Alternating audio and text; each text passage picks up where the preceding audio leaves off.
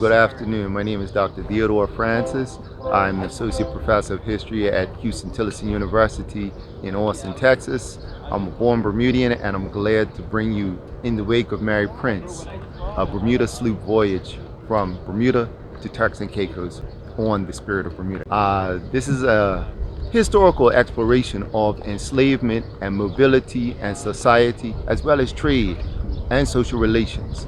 We're using Mary Prince, the story of Mary Prince, an enslaved black Bermudian woman who was born in Bermuda, transported to Turks and Caicos, returns back to Bermuda, transported to Antigua, and then eventually travels to England, where she runs away from her master and secures her freedom, and is successful in getting her story, the history of Mary Prince, a West Indian slave, published by members of the Anti-Slavery Society in 1831. A groundbreaking feat, not only simply because of her ability to report her story at this time, but also to give an insight and lend a hand to the burgeoning abolitionist movement or anti-slavery movement of the 19th century.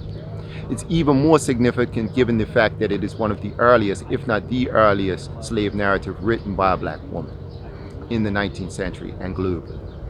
However, to zoom in a little bit more closely, recognizing Mary Prince as a black Bermudian woman, it is useful to follow in her footsteps and try and understand the ways in which she can teach us historical lessons about enslavement in Bermuda, about white society in Bermuda, about global trade.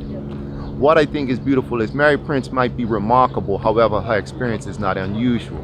And for the next 2 weeks, as we travel on the sloop, the Spirit of Bermuda, from Bermuda to the island of Turks and Caicos, with over approximately 17 students, we will have the opportunity to engage in lessons, sharing readings from her book, explorations of Bermuda history that highlight these factors and help students get a wider appreciation for not only the history and society of Bermuda through the eyes of a black Bermudian enslaved woman, but also the ways in which Bermuda is connected to the broader Caribbean world. Bermuda is not another world. Bermuda was firmly a part of making the West Indies and even making the wider Atlantic networks of trade, not just simply in codfish and in salt, but also in enslaved human beings. And what type of legacy does that mean for Bermudians, not simply black Bermudians, but for all Bermudians?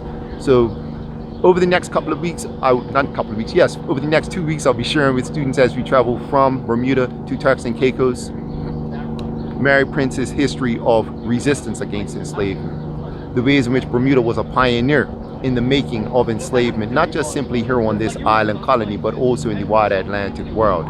We'll be exploring the commerce of enslaved people and what that does to the psyches and the families of enslaved African people, but as well, what does that do to the psyches and mindset, as well as economies of white Bermudians, as well as those who are their partners in this trade.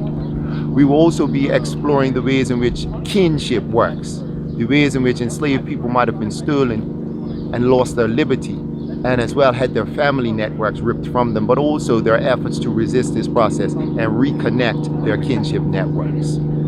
In the Wake of Mary Prince is an opportunity not just to explore a book.